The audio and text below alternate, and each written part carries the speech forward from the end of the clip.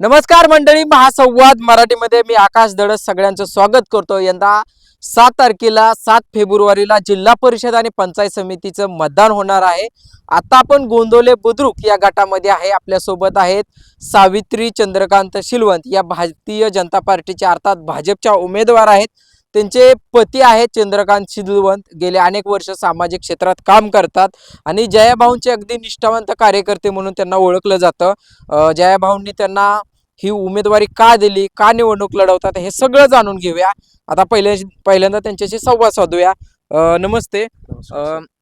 आपल्याला उमेदवारी फायनल झाली हे कधी कळलं? जयाभाऊंचा अधिकृत कधी फोन आला किंवा कधी मेसेज आला आणि त्यावेळीच्या भावना काय होत्या? फॉर्म भरण्या मी उमेदवारीसाठी गेल्या कित्येक म्हणजे जसं एस-सी रिझर्वेशन पडलं त्या दिवसापासून मी प्रयत्नशील होतो. पण मी एवढा जवळचा कार्यकर्ता असून, एवढा क्रियाशील असून, फॉर्म भरायच्या दिवसापर्यंत भाऊनी मला हो म्हणून सांगितलं नव्हतं. ते मला हो म्हणतील याबाबत मी आशावादी होतो. त्यामुळे या गटातल्या प्रत्येक गावातल्या प्रत्येक कार्यकर्त्याशी मी या संबंधानं चर्चा विनिमय करत होतो. आणि फॉर्म भरायच्या दिवशी सकाळी 8:30 वाजता मला त्यांच्या कार्यालयातून मेसेज आला, की आज तुम्ही फॉर्म भरा. म्हणजे त्यावेळी मला एकदम असा धक्का बसला. कारण एवढे दिवस का माझं नाव सिक्रेट ठेवलं, तर त्यांची काय स्ट्रॅटेजी असेल. पण मला खूप आनंद झाला. पहिल्यांदा आनंद झाला, की मी जे आजपर्यंत भाऊंशी काम केलं, भाऊंच्या निवडणुकांमध्ये, इतर निवडणुकांमध्ये, सामाजिक क्षेत्रात किंवा कुठलाही प्रश्न घेऊन गेल्यावर त्यांना ते माझे प्रश्न आवडायचे. त्यामुळे कदाचित प्रभावित होऊन त्यांनी मला उमेदवारी दिलेली असावी. ओके। खरं तर तुम्ही अनेक वर्ष निष्ठावंत म्हणून ओळखले जाते आणि ही उमेदवारी निष्ठावंतालाच मिळाली। बरोबर. काय आव्हान आहे? आता कसे निवडणुकीचा प्रचार कसा सुरू आहे आणि या भागामध्ये खाल्ले 2 उमेदवार आपले भाजपच्या डॉक्टर राजेंद्र खाडे आणि इकडं अनिता तुपे यांना, म्हणजे तुम्हाला तिघांनाही कसा प्रतिसाद आहे या सगळ्या गटात फिरताना? या गटामध्ये पहिल्यांदाच असा उत्स्फूर्त प्रतिसाद आहे लोकांचा. प्रत्येक गावामध्ये, प्रत्येक खेड्यामध्ये, प्रत्येक वाडीमध्ये. याचं कारणच मुळात जयभाऊ आहे. जयभाऊनी जे पाणी आणले, गेल्या शेकडो वर्षाचा पाण्याचा प्रश्न सोडवलाय.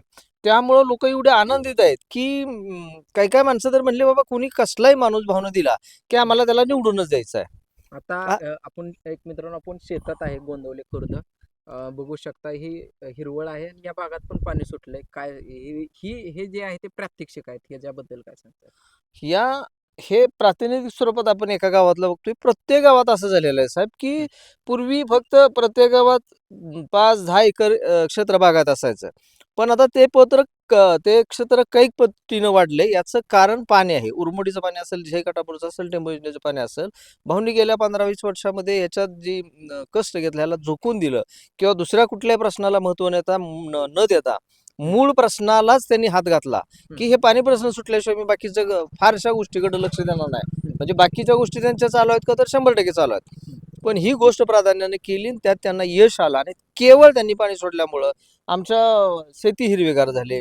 आमच्या जनावरांना चारा मिळायला लागला. आणि पूर्वी दुग्ध व्यवसाय जो होता, तो गेल्या 5-10 वर्षात कैक पटीनं वाढला म्हणलं तर वावगं ठरणार नाही. कारण पिंपरीसारख्या गावात पूर्वी जर्सी गाय असेल, दुग्ध उत्पादन व्यवसाय असेल, तो लिमिटेड असा. किती घालायचा माणूस? 5 लिटर, 2 लिटर, म्हणजे मोठा शेतकरी. आता आमच्यात शेकड्यात लोक लिटरमध्ये दूध घालतायत. त्यामुळं ही जी क्रांती झाली एकदम, ही फक्त जयाभाऊमुळं आणि जयाभाऊंनी पाणी आणल्यामुळं शेतीत बदल झाला. आणि लोक शेती हा व्यवसाय म्हणून किंवा जनावरं पाळणे किंवा दुग्ध व्यवसाय हा व्यवसाय म्हणून करायला लागलं. त्यातलं अत्यंत उत्तम उदाहरण आहे, म्हणजे आपल्याला पाहायचं असेल तर आपण कधी धामणी या ठिकाणी भेट द्या. तिथं प्रत्येक घरी किमान 5-10, 10, 20, 30, 40 अशा गायी आहेत. आणि हे गेल्या कित्येक वर्षापासून ते करत होते. पण जसं पाणी आलं तसं त्यात त्यांनी अत्यंत मोठ्या प्रमाणात वाढ केली. आणि ह्या लोकांचं जीवनमान सुखी व्हायला लागले साहेब आता. ओके।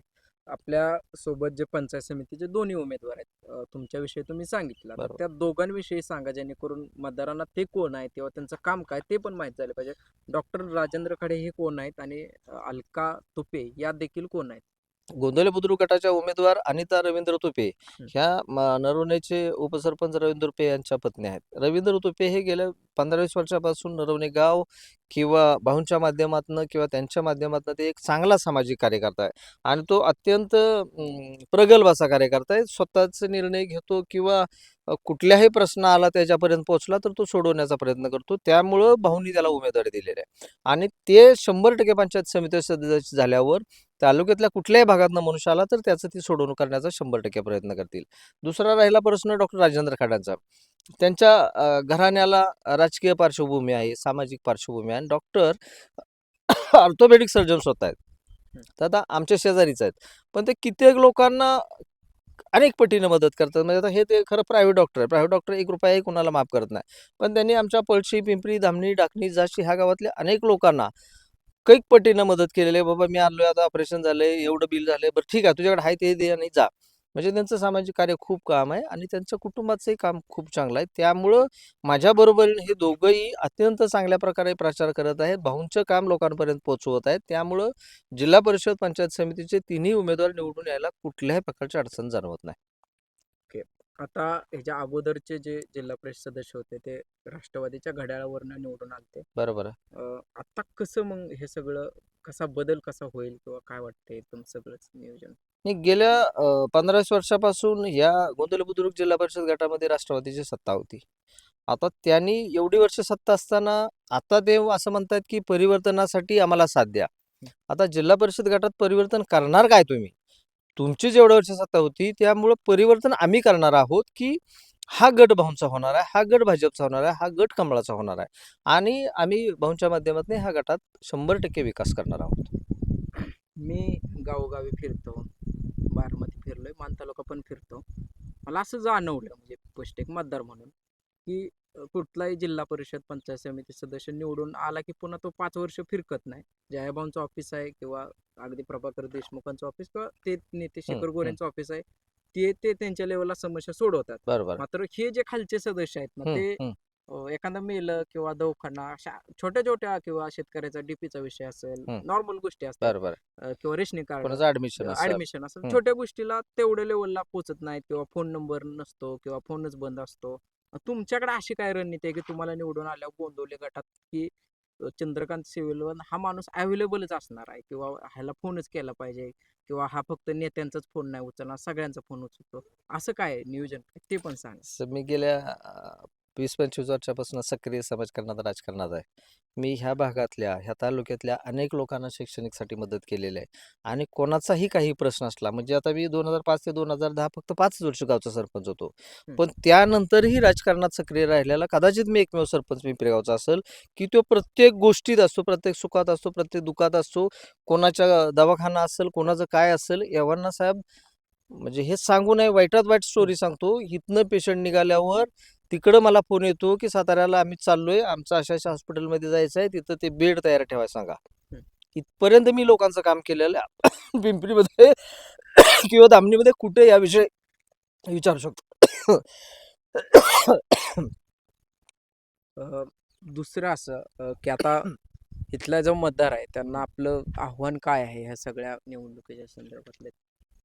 माझं ह्या सर्व मतदारांना असं विनम्र आव्हान आहे, की जयभाऊ गेल्या 20 वर्षापासून आपल्या पाणी प्रश्नावर काम करत आहेत आणि काम करत असताना त्यांना त्यात यश आलेलं आहे. त्यामुळं आपण सगळ्यांनी पाणी मिळाले, आपली शेती सुजलाम झाली, सुफलाम झाली, शेती हा व्यवसाय म्हणून आपण करायला लागलोय. त्यातनं थोडंच उतराय होण्याकरता किंवा त्यांच्या कामाची पोचपावती म्हणून या जिल्हा परिषद गटातल्या गोंदवलीतल्या जिल्हा परिषद उमेदवाराला आणि दोन्ही पंचायत समिती उमेदवाराला मी तर म्हणेन सर्वाधिक मताधिक्यानं आपण सर्वांनी निवडून द्यावं अशी माझी विनंती राहील. मित्रांनो, हे होते चंद्रकांत शिलवंत यांच्याशी आज आपण गोंदवले खुर्द इथून संवाद साधला आणि त्यांच्या काही राजकीय गोष्टी असतील किंवा त्यांचं निवडणूक लढवण्याचा जो हेतू आहे हे सगळं त्यांच्याकडून आज आपण जाणून घेतलं. खरं तर आपण या निवडणुकीमध्ये शेतकऱ्याच्या बांधाव असेल अगदी ग्राउंडवर जाण्याचा प्रयत्न करतोय. आतापर्यंत महासंवाद मराठी या यूट्यूबला देखील खूप चांगला प्रतिसाद मिळालेला आहे. आपण सगळ्यांनी सबस्क्राईब केले तरी अजून देखील जे आपले बांधव आहेत, मित्र आहेत, त्या सगळ्यांनी सबस्क्राईब करा, इंस्टाग्रामला देखील फॉलो करा. धन्यवाद. आणि येणाऱ्या 7 तारखेला आपण सगळ्यांनी निवडणुकीचं जे मतदान आहे ते मतदान करून आपला हक्क बजावला पाहिजे. धन्यवाद.